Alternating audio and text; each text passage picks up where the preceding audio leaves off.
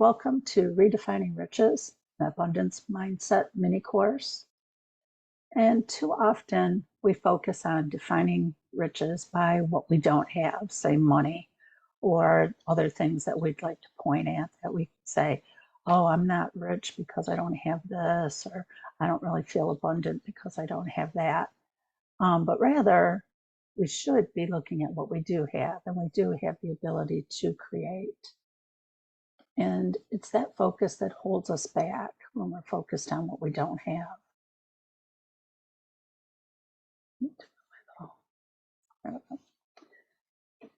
Tonight, we will work at shifting that focus and allow your new mindset to create more of what you want.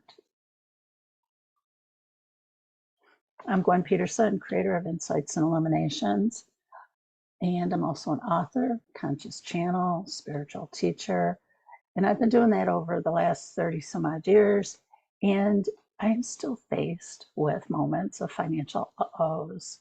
From my daughter's brain surgery to my divorce and my own health concerns, life happens.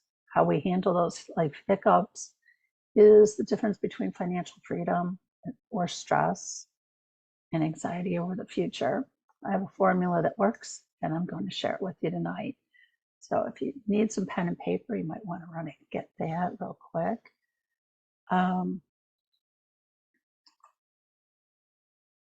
So let's begin by tuning in to how we're really feeling right in this moment. Take a second to close your eyes. Take a few deep breaths. And we're just going to do a little check-in of how you feel. Maybe not on any major topic, but more or less how you're feeling right now. Is it a good feeling? You're ready to start learning something new? Or maybe you're a little anxious because of the topic we're going to be covering. Or maybe you're here because you're not feeling good and things, you're not so sure if this is going to be helping or not because of the way things are. Take a second and just see how you feel.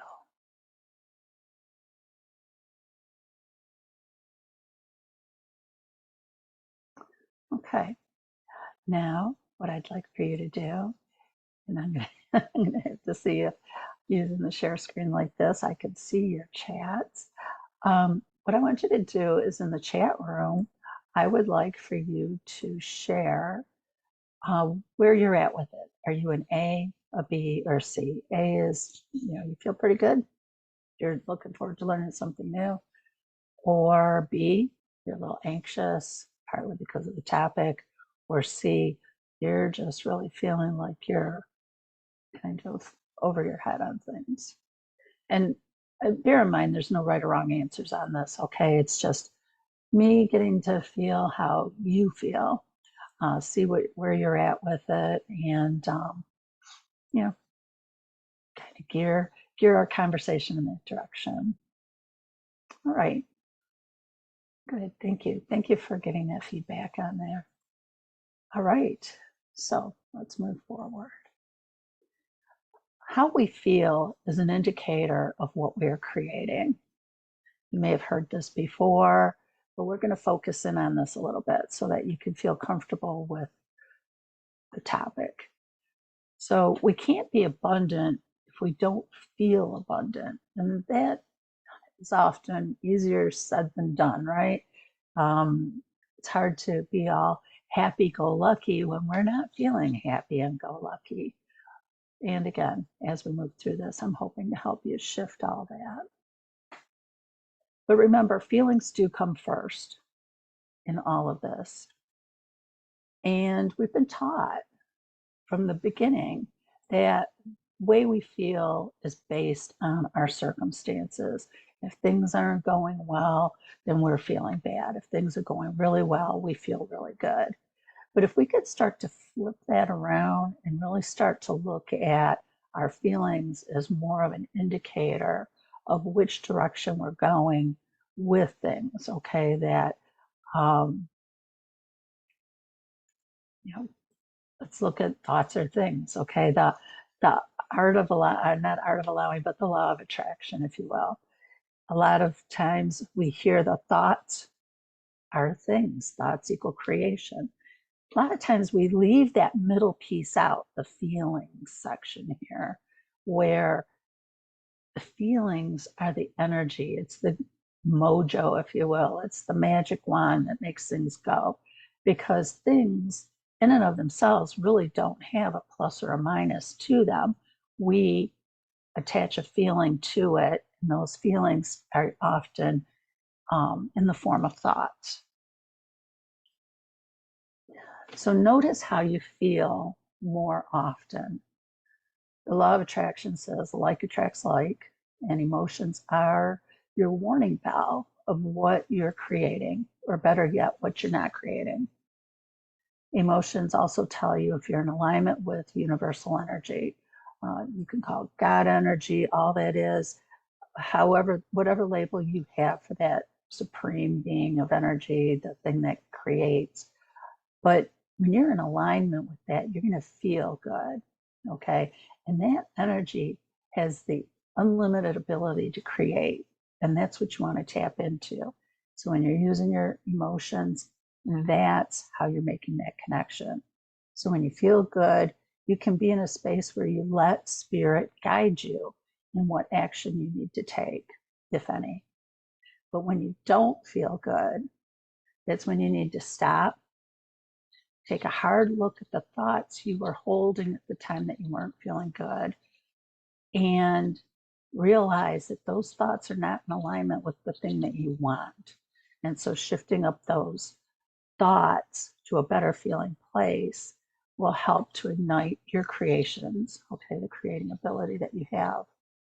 So staying focused on what you want is really important here, okay? It's not money. It's being focused on the end result. What's the goal? Is it a new car? Is it a new home? Is it a new job? And those things in and of themselves are just as easy to create with or without money. Okay. And in fact, money in and of itself is a creation. So if we take that step out, it'll speed things up, because money, for example, whenever I do my money classes, people inadvertently will say, well, I need money in order to do this, or I need money in order to do that. But money is a creation, okay? So you are basically telling the universe that, okay, I want a new house, but in order to get this new house, I need to make a lot of money. In order to make a lot of money, I need a new job. And in order to get a new job, do you see the cycle you get caught up in? So if you take money out of the picture and you stay in a alignment with the thing you want and be in a good place with it, where it feels really good, where you get excited when you think about that thing you want, and spirit is allowed to move the parts for you, then the process goes a whole lot smoother, quicker, and sometimes in ways you've never even thought of. And during Q&A, I'm sure some of you can probably share some really good stories about that. So another thing I want you to do is to start shifting your self-talk. All right, those thoughts that we have, they come in. We have, what is it, 3,000 thoughts a day, right? Most of which we're not even paying attention to. They're just there, just running kind of on autopilot in the background. And again, using the emotions to hone in on those and hearing those thoughts, that self-talk, we can then start to shift it. And I borrow this little trick from the Abraham Hicks material, if you're familiar with that. And that is, wouldn't it be nice if? So when you're sitting there saying you want a new car, I'll use that as the example tonight. If you need a new car and you can feel the old thoughts coming in, okay, the ones that say, oh, but interest rates are up, costs of cars are up. I don't know, blah, blah, blah, down the line, how that goes. If you stop and go, okay, well, wouldn't it be nice if I got a new car? Wouldn't it be nice if I was able to, and then whatever the thing is you want, just put that there. And what happens is that statement softens the whole idea, the creation process. Because sometimes the thing we want keeps hitting resistance because we've thought about it for so long, we've built up a nice big wall around it. And this statement isn't saying, I will have this or this has to happen. It's more of a whimsy thing. Wouldn't it be nice if, kind of throwing it on my wish list, if you will. That helps to start shifting that energy. That helps to lighten the energy around the thing that you want.